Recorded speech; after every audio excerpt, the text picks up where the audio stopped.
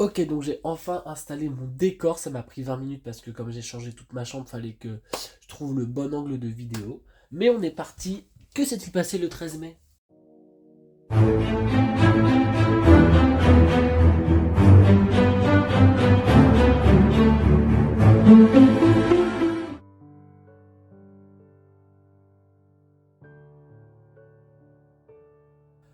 Le 13 mai 1830, la Grande Colombie se scinde en trois et l'Équateur prend son indépendance. La Grande Colombie était un pays du nord de l'Amérique du Sud. Elle regroupait l'Équateur, le Panama, le Venezuela, le nord du Pérou, le nord du Brésil et l'ouest de Guyana. La République de Grande Colombie fut proclamée en décembre 1819 après avoir pris son indépendance sur l'Espagne en 1813. Ce sont les divergences internes entre les trois anciens pays, Venezuela, Panama et Équateur, qui créent des conflits au sein de la Grande Colombie.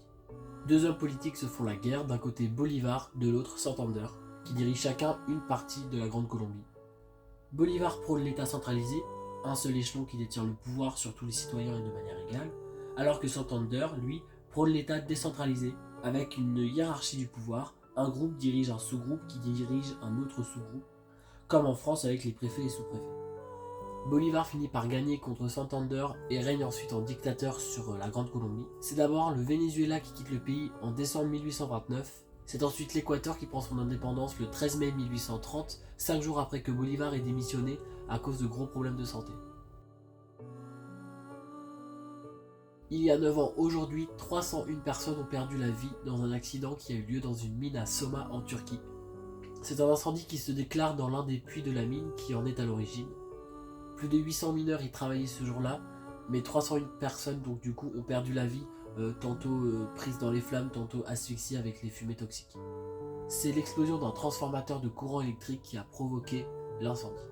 Le PDG de la mine, Khan Gurkman, écope de 15 ans de prison en 2018 dû à sa négligence privilégiant sa mine à la sécurité, mais il est libéré en 2020. Cet accident qui a eu lieu en 2014 est l'accident industriel le plus grave qu'a subi le pays. Le dernier remonte au 3 mars 1992. Il y a 2 ans, en 2021, le 13 mai du coup, une nouvelle espèce de dinosaure est officiellement découverte, le Tlatolophus galorum.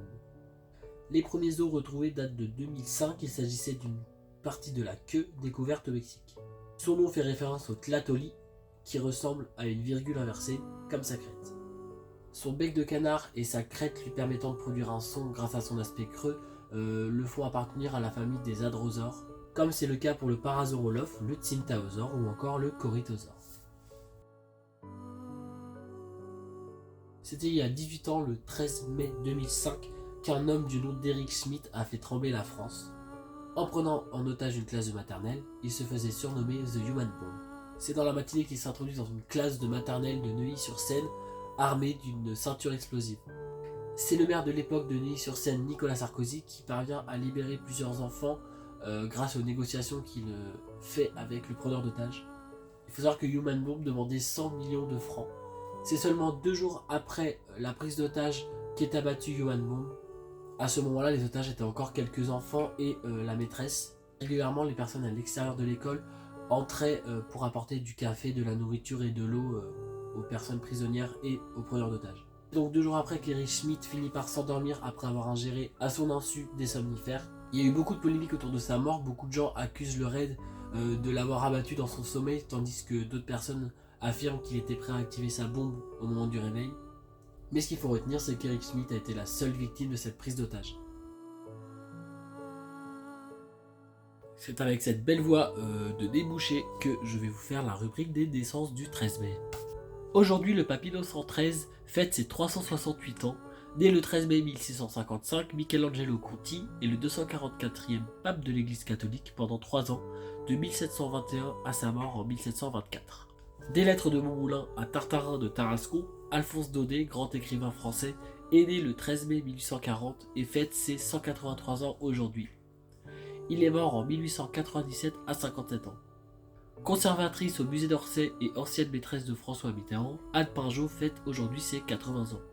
Il est le compositeur et chanteur de musique soul et R&B, comme la célèbre chanson I Just Called to Say I Love You. Stevie Wonder est né il y a 73 ans, le 13 mai 1950. Âgée de 67 ans, Christine Bravo est animatrice et chroniqueuse radio française. Elle est née le 13 mai 1956. Présentateur de The Voice, la Starac ou encore 50 Minutes Inside, Nikos Aliagas fête aujourd'hui ses 54 ans.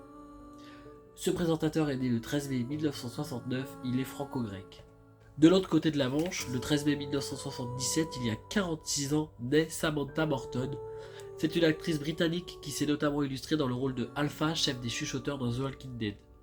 Edward Cullen est né en 1901, mais son acteur Robert Pattinson, lui, est né le 13 mai 1986. Cet acteur britannique fête aujourd'hui ses 37 ans. Du côté de la chanson française, le mari de Zao, Florent Mott, né le 13 mai 1981, il y a 42 ans, est un chanteur français s'illustrant notamment dans des comédies musicales comme Mozart l'Opéra Rock ou La Légende du Roi Arthur. Finir décédé à l'âge de 23 ans en 2007, le chanteur français Grégory Le Marchal est né le 13 mai 1983. Il aurait eu à ce jour 40 ans.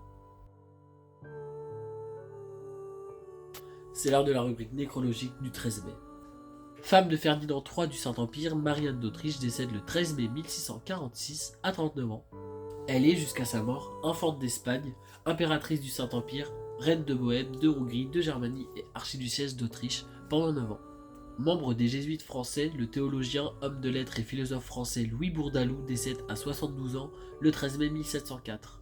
Créée en 1957, la marque de surgelés McCain Foods perd son cofondateur Wallace McCain le 13 mai 2011, il avait 80 ans.